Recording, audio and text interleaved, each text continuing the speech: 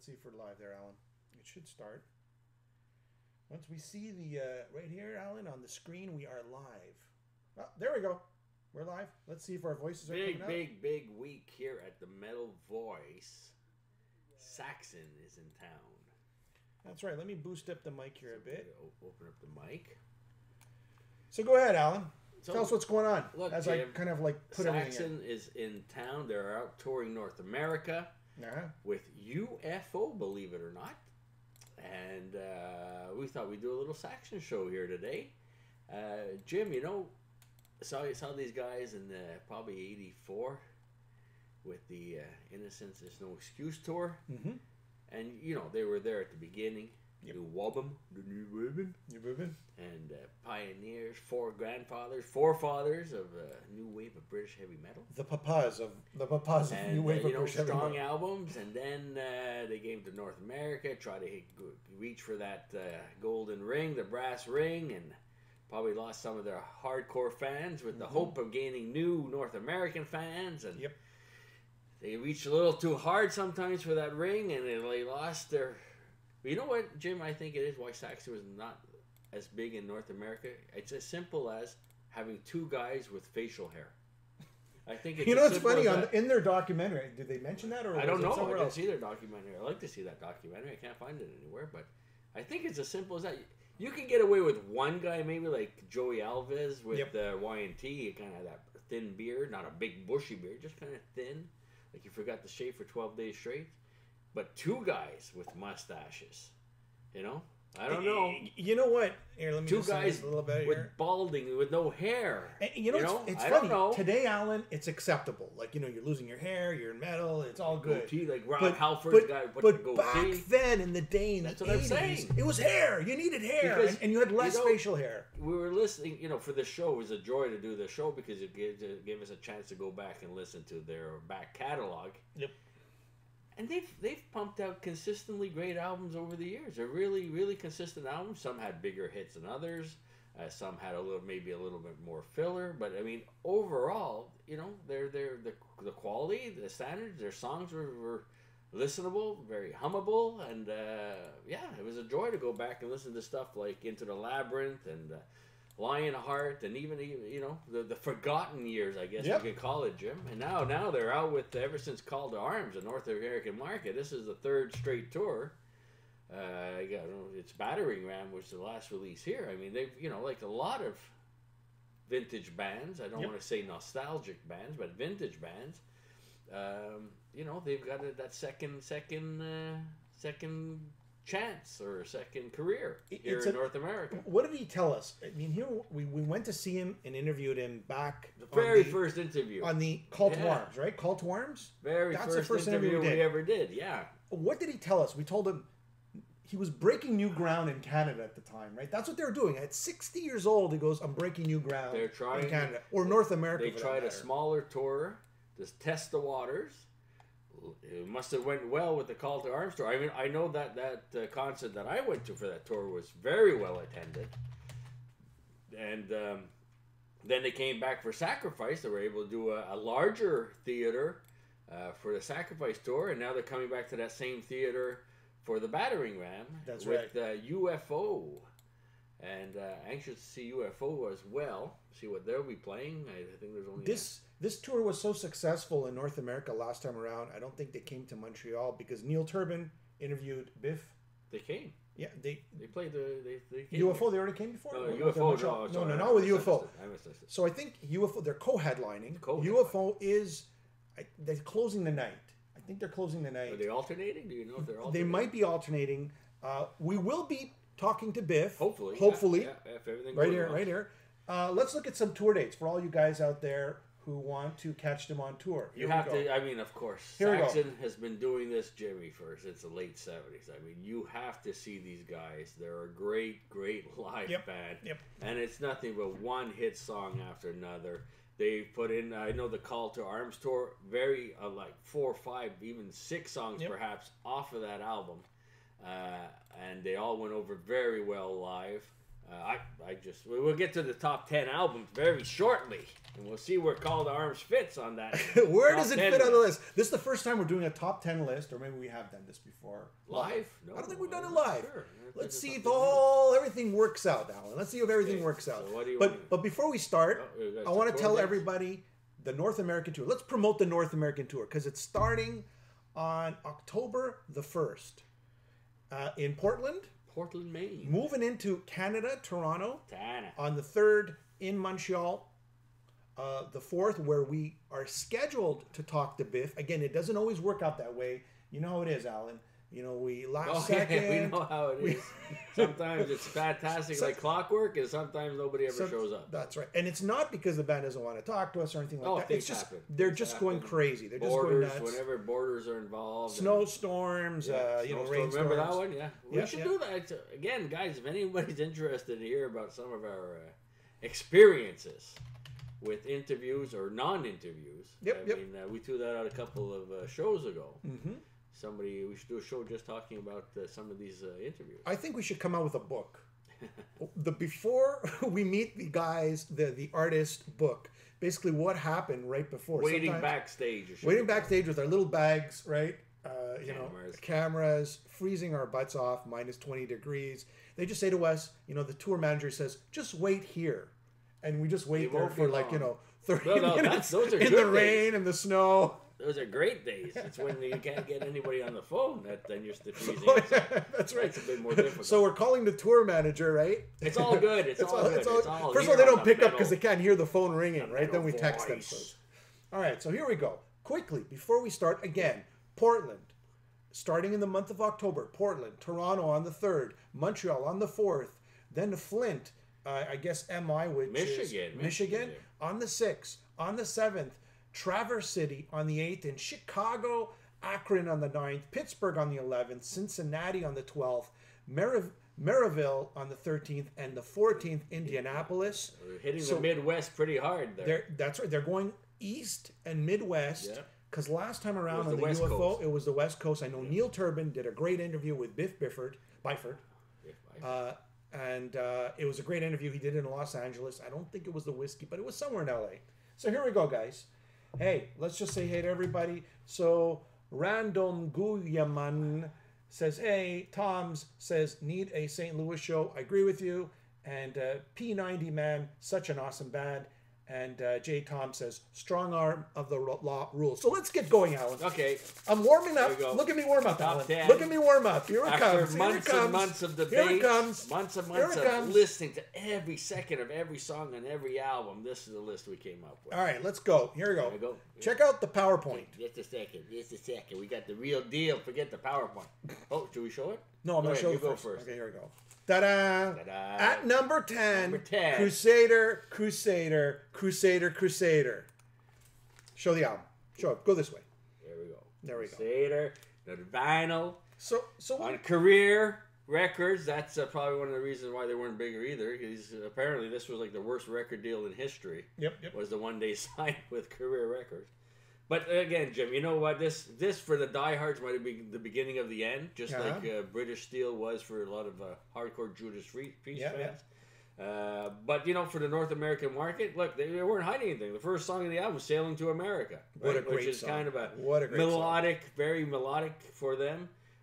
Just let me rock, different kind of drum sounds in that. Bad Boys Like to Rock and Roll, and the song Crusader. Yeah, it's the title track. Can I get through the first side? Sorry, Alan.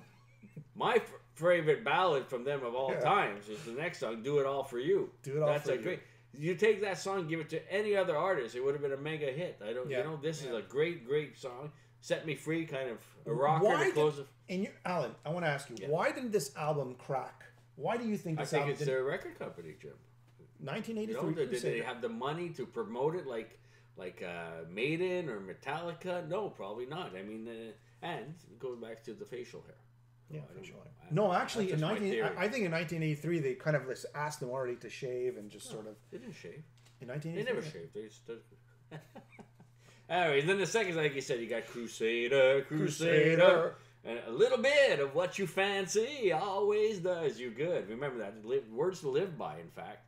Rock City I could have done without. Listen to it now. Let's see what's maybe a little bit more filler. Yeah. Now, Run for Your Lives, another good rocker to end the album on. So, I mean, that at the time, Jim, you know, it was what it was. It was kind of maybe a softer production, less harsh than the previous albums. Yep. I guess more polished would be the word. And trying to get in on the ground level of what was happening back in '83 with the Dawkins of the world. You know, trying to fit into that vein. But these are guys that were a little bit older and a little bit more experienced. So made in '83. It was, I think, it was Peace of Mind.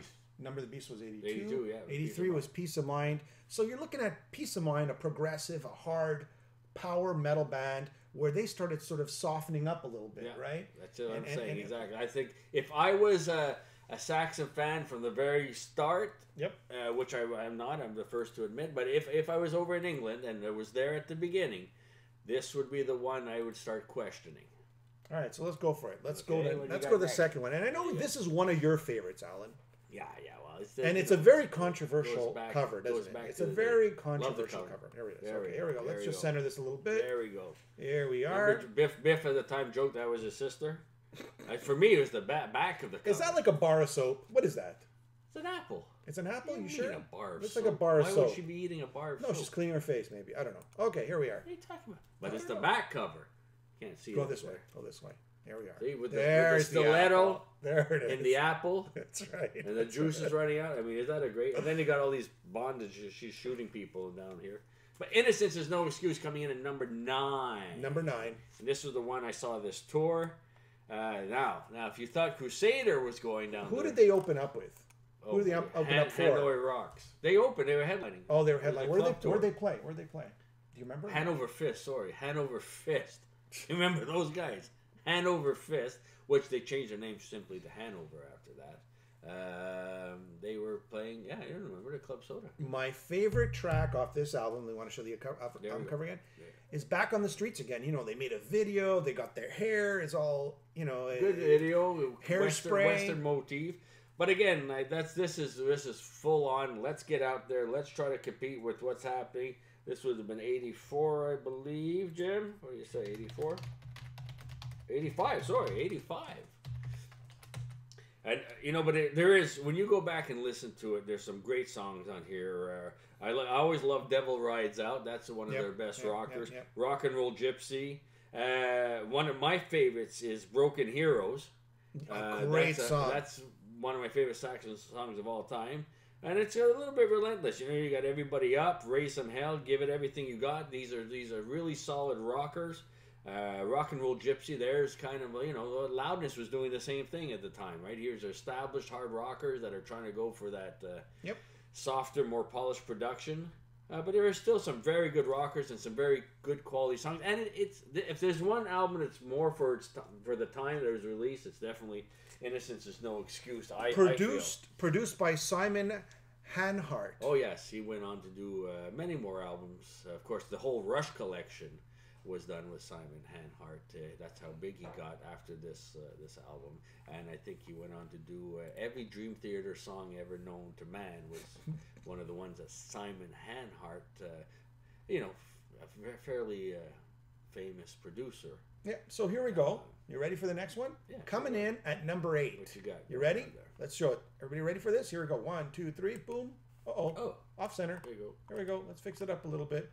Sacrifice. You're looking at the real deal. Sacrifice. You know, not too many years ago. This is 1980 something or another. What am I saying? 2012. 2012. It's amazing how consistent this band is, and again, Sacrifice is a testament to it all, right? Made in Belfast. Here's the real deal. There we go. Sacrifice. Yep. So we back up what we say by going out and purchasing the CDs. Sometimes when I'm multitasking, I kind of get confused. Yeah. So. Yeah. But again, you know, this just picks up where Call to Arms takes off. I mean, this is just another solid album. Sacrifice is a heavy hitter. One of my favorite. Roaries of the Road is good. I love. What do we got here? What is it? Standing in a Queue. That's a fun album. Yeah. Made in Belfast. Made in Belfast. Now that's a great Standing song. in the Queue. That's a great song. Yeah, Wheels of Terror. Instead of Wheels of Steel, it's Wheels of Terror. So we thought that was a nice addition to coming in at number 8 of one of the newer albums. And again, just proves that their new stuff is as strong as some of the older stuff. So you're ready for number 7. Here we go. Let me just get it set up. Andy Sneap? Is that Andy Sneap produced that one, Jim? You said? Let's go to number 7. You ready? Oh, where are we now? Here we are. Yes. So a little call out. Pro 90. He's in USA. J. Tom, Southern Illinois, USA. And yeah, well, from time to time, we'll take a look at the texts that come in. Here we go. You ready for the next one? Number 7. Number 7. Boom, baby. Boom. You know, Jim, I was at the Call to Arms. Power and the Glory. Yeah. Power and the Glory. When at the Call to Arms, there was a guy there, a big Saxon fanatic. He swore that this was their best album ever. So it's one of the ones I knew a little less. Mm-hmm. Here you go. Again, there's the vinyl from the day. There it is. And this one, of course, was produced by Mr. Jeff Glicksman, who was a heavy producer at the time. And they even did another Susie Hold On. I guess they figured it could have been a bigger hit, just like, it could have been a bigger hit. So they re-released it, Jim. Yep. On this album, which is still a great track. And the Eagle Has Landed. Oh, that has got to be the classic, probably one of the best songs in the 80s written by Saxon, right? The Eagle Has Landed. It's basically landing on the moon, right? Power and the Glory. It's got such a nice feel. Power and the Glory, another great song. I would say this is more of a technical album for the band. They're playing is really, it's not straightforward. It's a little more technical, a little more complex. Well, you can see where this would transition Midas Touch over into Crusader. It's a nice segue from their earlier stuff into what they were doing in the 80s. I find this was kind of, like you said, a transitional album. Perhaps the bridge between the two eras, the late 70s, early 80s, and to the mid 80s. It's a great album. Great album. I like to say that Red Line, great song. Power and the Glory, like you mentioned, incredible. The Eagle Has Landed. I can't say enough great things about it. A very moody song, just a great vocal by Biff. And of course, the Midas Touch, which is another great tune. Again, this album, this was their 5th album. It sold 1.5 million copies, so it really was a successful. Some people thought this was their best ever. Like I said, I met a guy I think he had this tattooed on his back. I don't know. That's how much he liked it. I mean, what do you got happening here, Jim? Here we go. You ready for this? Here's another one I got. Number 6. Boom. Boom. Boom. Number 6, Strong Arm of the Law. I got the black cover. Okay. I know it was released in the white cover. I have Saxon. There we go. I have this here. So I got We Are the Strong Arm of the Law. I have the CD version, so this comes. I get the original vinyl. This is one of the vinyls. Mm-hmm. But again, Dallas 1 p.m. A classic to this day. Yeah. Strong Arm of the Law. Classic. But hold on, hang on. Strong Dallas 1 p.m. Again, the assassination of JFK, right? Even put the 6. Just as a complete aside here, Meatloaf.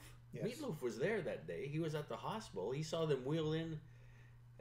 JFK, he landed at the airport, came over, shook their hands, and the kids followed him down. They knew where he was going to land up, and they heard he got shot. And he was actually on TV when they were talking outside the hospital. As a complete aside, we're talking about Dallas 1 p.m. And Meathead. I was going to say Meathead, but it's Heavy Metal Thunder. That probably, Biff, when he's in concert, he says, we invented thrash. This is our thrash song. Yeah. So Heavy Metal Thunder. Yeah. To Hell and Back Again. That's heavy metal at its best. 20,000 feet. Yeah. There we go. Feet. I think a good album. You know what? I guess a lot of people might say that should be even higher. And now that I look at it, I think it should be higher too. Again, and here's the other thing, Jim. As we're going through this, Saxon, like you said, a band that, was there in the late 70s, early 80s, and followed them. And then you say, okay, we lost touch. Kind of dropped out of sight for whatever reasons. Record companies, maybe they kind of had the same difficulty that Anvil did. I see a lot of similarities between those two bands, by the way. And then I go down. You say, let's prepare for the show. Well, I go downstairs, and I got 14, 15 of their albums. It's crazy. And you're like... Alan, and you look, I got all... we got them all here, right? Solid Ball of Rock here. Yeah. Actually, I got the other ones over there. These are the ones we're just talking about. These are bands like, yeah, exactly. So it's great. You so, can't go wrong with a Saxon album. You just can't. That's what I feel. We could do a summary at the end of the show, Jim, but now that you brought it up, I mean, it's true. It's true. You know, a lot of people lost track of them, or their record sales were a little lower in the 90s, but they've always been there. They've been pumping out albums, and it's consistent would be the word I would use to describe their career. Biff's voice is just as good today as it was, probably even better than when he started. I mean, there's a lot more texture to it. Yeah. You ready? Here we go. Boom, boom. Now we're getting into the top 5. Yeah. So here comes number 5, my friend. Here comes number 5. You ready for this? Yeah. This is. And you know what? This is when you turned me on to it. I thought this. Again. Go Oops, ahead. wrong one. Sorry. Boom it, Jim. Boom. Let's enter this. Here we are. There you the go. Inner Sanctum. The Inner Sanctum. You can't go wrong with this album. This is one of the. This is like one of the Millennium albums, we'll call it, like the 2007. Yeah, 2007. And here we are. So there's a CD again. Yeah. And you know what? It's Red Star Falling, Jim. Yeah. That's not only is that Communism Falling. It's about the whole thing. It's one of the best Saxon songs ever. I mean, it's just for me, it's a standout on this album. But it's a great. Look at this. The Need for Speed, right? Another thrashing. You feel the power? Oh, State of Grace. If I Was You and You Were Me. Attila the Hutt. The Hun. Sorry, the Attila the Hutt. Jabba the Hutt. Pizza the Hutt. I've Got to Rock to Stay Alive. A triple. I would call it a duet, a triplet. Lemmy, Andy Darris, and Angry Anderson, produced by Charlie Bolfind, who's done so much work on Halloween albums, and he's done many of the. And you know what's interesting about Saxon? They have such a huge following in Germany. I think it's because of the name Saxon. The label is probably more based or more stronger in Germany. Steamhammer. In the 90s, I remember when Saxon wasn't as popular in North America, they were still making a lot of headways in Europe and in Germany. This is a kind of band that never got their due in North America. You bring up a very good point, and I wanted to touch upon that. We're doing this show, and our comments are based on a North American perspective. That's right. It's what we've... we're a certain age, we might have missed out on the very early 79, 70, 80 of the new Wobbin. We got in with the Number of the Beast years kind of thing. So this is from our perspective. Yep. But I mean, you talk to people in Europe, and what are you talking about? They've always been there. We've supported them all these years, and we think everything they've done is great. So again, we're talking from a North American perspective, and again, a Canadian perspective. Because I think we can distinguish the Canadian market. I don't know. Let's ask Biff.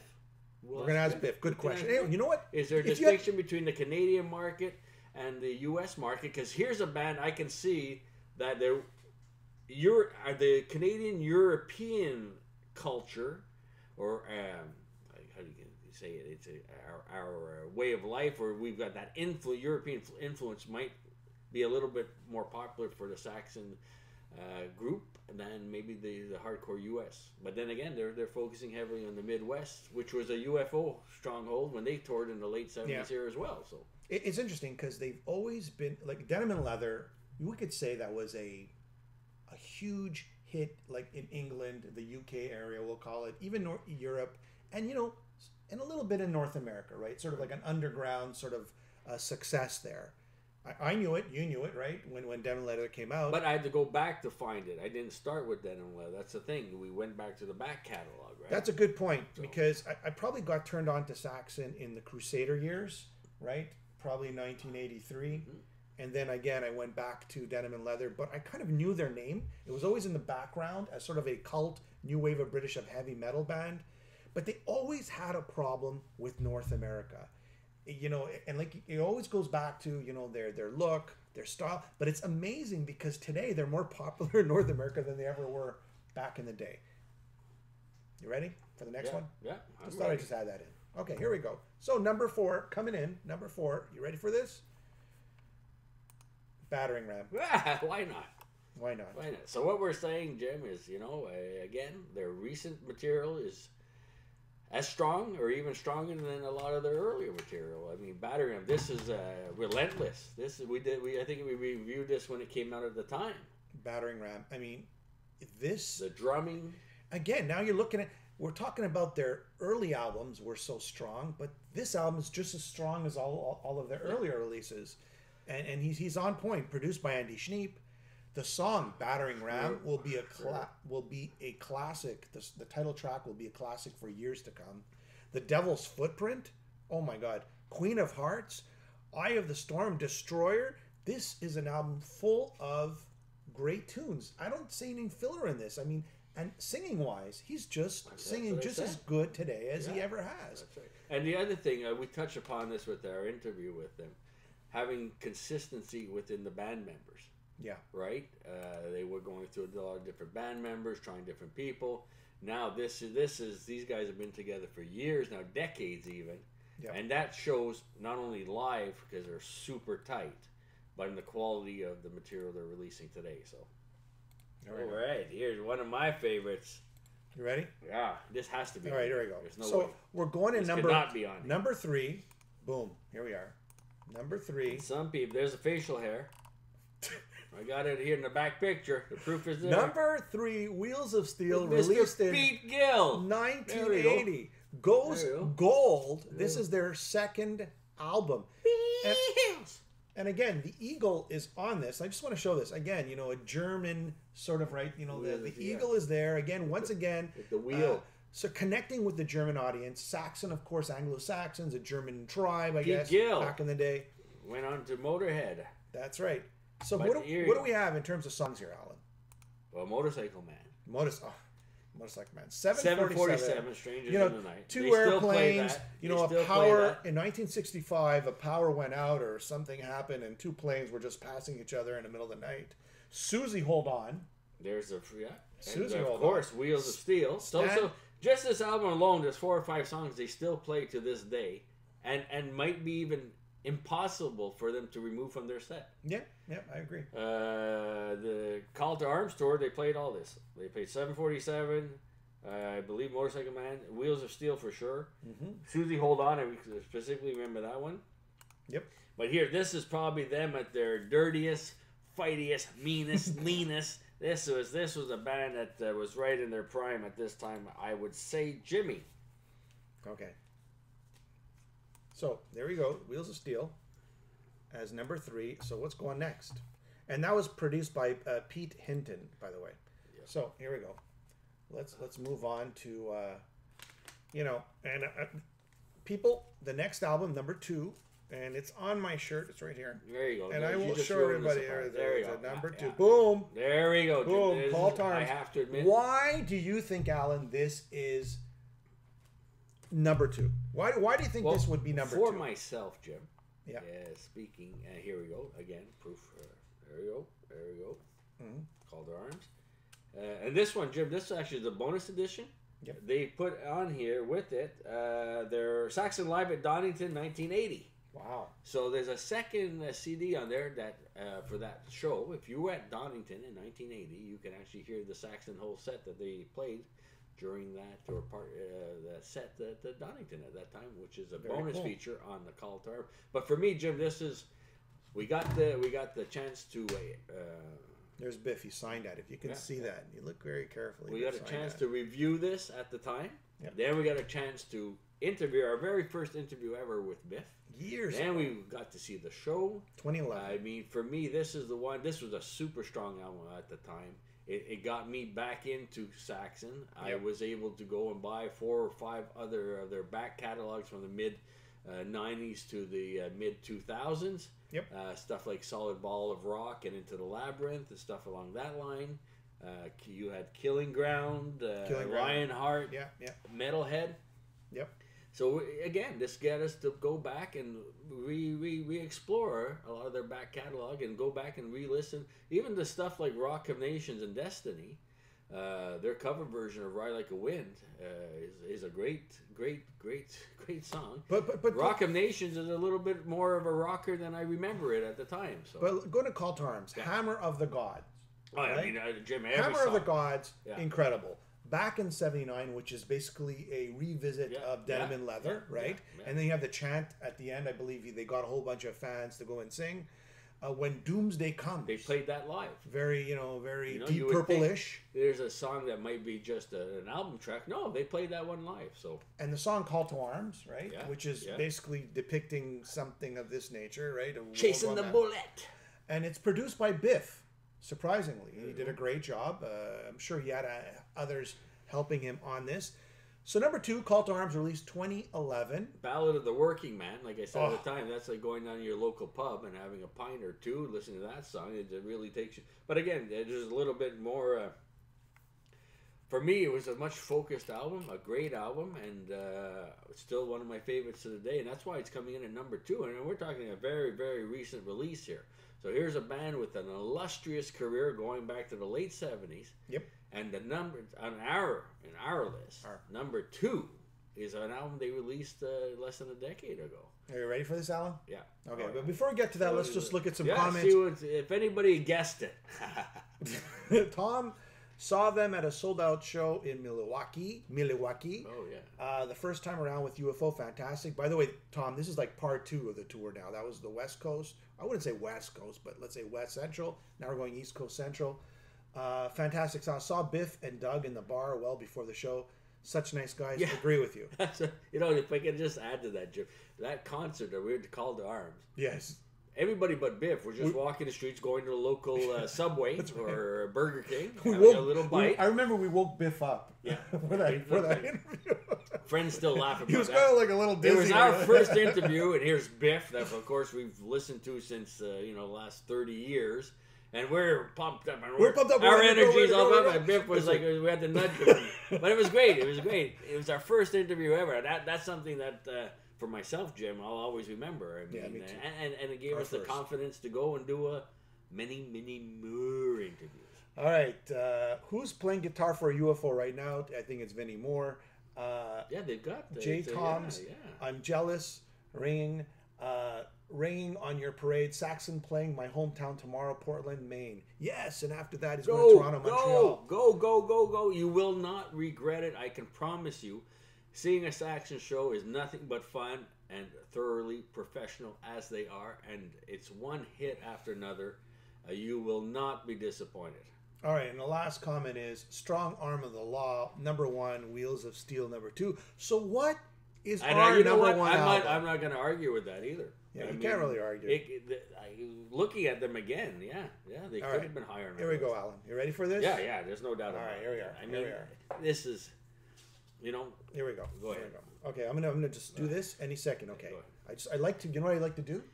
I like to drag it out, just a little bit of tension. Well, and then boom, like that, Alan. Boom.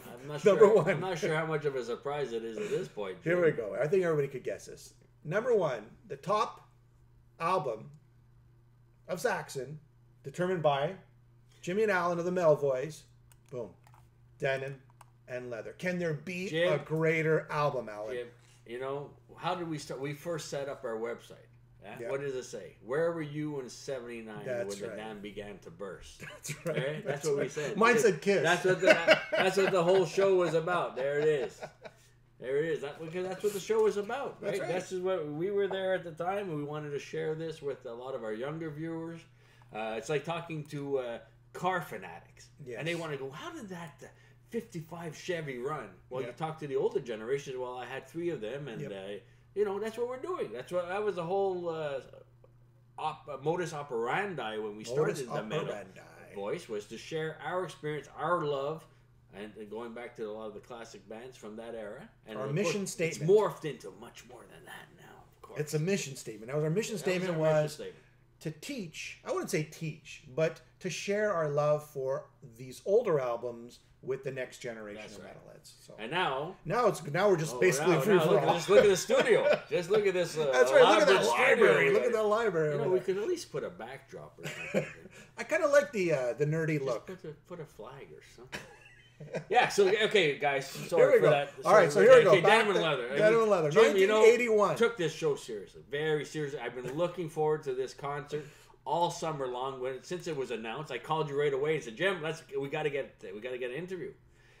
So went back and listened to everything, Jim. Everything. And I mean, this one is the one that stands out. For myself, this is Princess of the Night. Never Surrender. Out of Control, Rough and Ready. Play it loud. Play it loud. There, says it all. What a song. You know, it's like a youth. That's our youth right there. And the band's played on. Another classic. Midnight Rider, Fire in the Sky. And then, of course, the anthem. Denim and Leather. Denim and Leather. The clothes we used to wear as kids. It's true. You listen to that song, Biff was just singing about what he saw from the stage every night. That's right. You know, did you stand in queue down at your local store? You know, like, yeah, we stood out there freezing.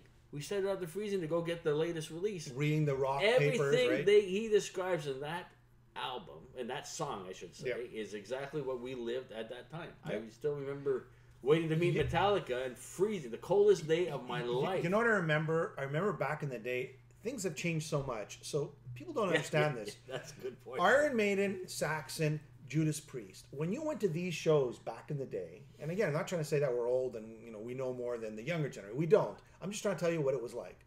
It was mostly gangs, like biker gangs. You would see motorcycles parked outside for Judas Priest. You'd see Saxon, it would be like everybody with the spikes and, the spikes around here and there. And it was like more of a biker gang atmosphere back then. You go there now today, you see a bunch of guys like us and you see a bunch of younger metalheads there. But it's just not the same sort of atmosphere.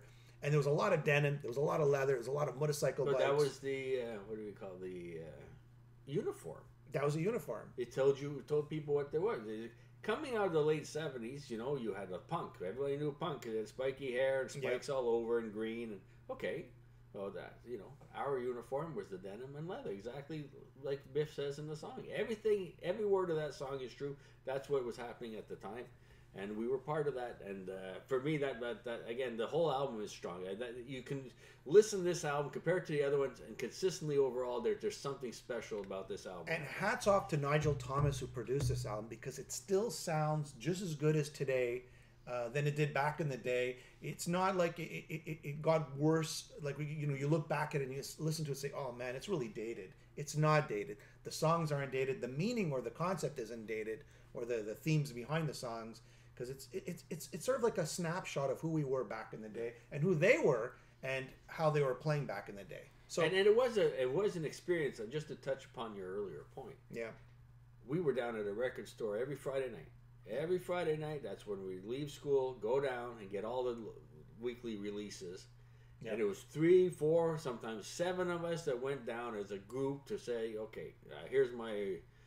I was able to save this much, just enough for an album. Which one am I going to go and get? That's right. And that's what it was. That's the same thing. Did you check us out down at your local store? I mean, that's what we were doing, exactly. 100%. Reading the local metal magazines, the Hit Paraders, the Circus, trying to figure out which album you're going to buy with the change you save. Some people just went strictly by album covers, And to me, even play it loud, because back in the day, you used to go to the beach or used to go anywhere and just play it loud, right? You play the music loud, people say, turn it down. Let them know what you were about. And then you had part of that was all the patches on the leather jackets and the pins. The pins. So there you have it.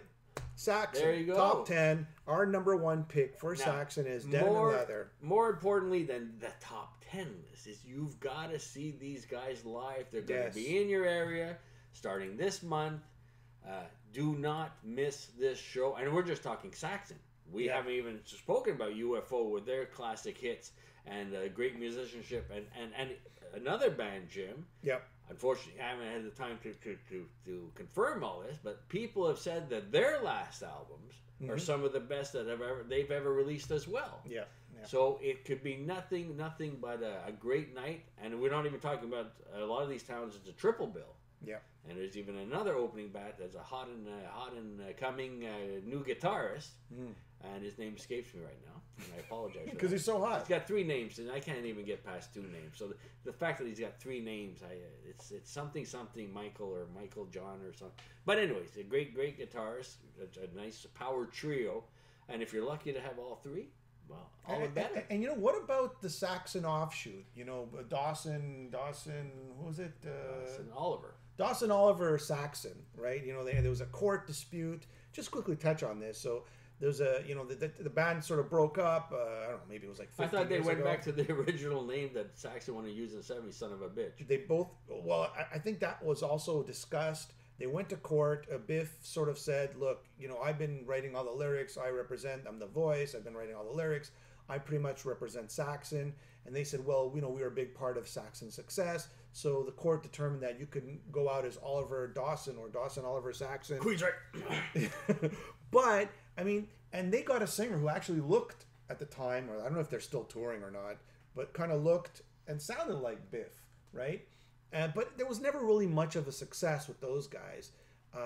But Saxon is still going strong, same band members. You know, there's two things there, Jim. These guys, it's kind of like the... Jared James Nichols. There, sorry, thank you. Thanks, Tom. And I apologize for not knowing. But again, it's like the... Tom's all over it. Snake Charmer with the ex-band members of Whitesnake. Yes. Right? Yeah. Do they want to do worldwide tour? Saxon, on a call to arms, they took a chance. Yeah. They said, this is the only way we're going to find out if we can be viable in the North American market is by going there and testing the waters. Yep. They had the guts to do it. They might have been a financial disaster. I don't think it was, based on the fact that they've been touring here ever since. Yep. And the reaction I saw from the crowd and the capacity crowd, so these other guys, are they going to be interested in doing that? Can they come over and say they're Saxon 2 or Oliver Dawson Saxon? I think they've only really had success in Europe and, let's say, more of the local English market. Go down every night. You can go down to a pub. You can play. We saw that with Steve Grimmett. Yeah. You play and you get the local punters out and they go and see their favorite bands from the time and they just want to hear the tunes. And there's authentic, real members. It's not just a name. There's authentic, real members that, contributed to all the music. Yeah. But again, is that going to carry over to worldwide touring or headlining major festivals? No, Saxon is still out there and they'd rather go with Biff. And being the lead singer, of course, is and especially in this case, that's hard to come and compete against. Yeah, Biff is like a monster. Like, it's funny because I did an interview with Anthrax with Frank Bello, and I was wearing my I was wearing my Saxon shirt, and he goes to me, "That is a great band." And every time I wear my Saxon shirt and we go interview someone, they always get the same comment. They are being appreciated today more than ever. They're like friggin' headlining Wacken, you know? They're like headlining all the big gigs. If you look around the world, Saxon's on top. They're not in the little small print. They're on top of all the festivals in terms of lineups, right? They're at the top and not the bottom. Quickly, let's get some tour dates and we're out of here. What about some comments? Anything happening? Comments. Tom, Oliver Dawson won't make it in the U.S., North America. Too much time has passed. Tom, make that. Okay, Jared James Nichols. And J. Tom's, I miss Hit Parader and Circus. So do I. I mean, you probably find that stuff online. But that was the only source of, real magazines where you could find out.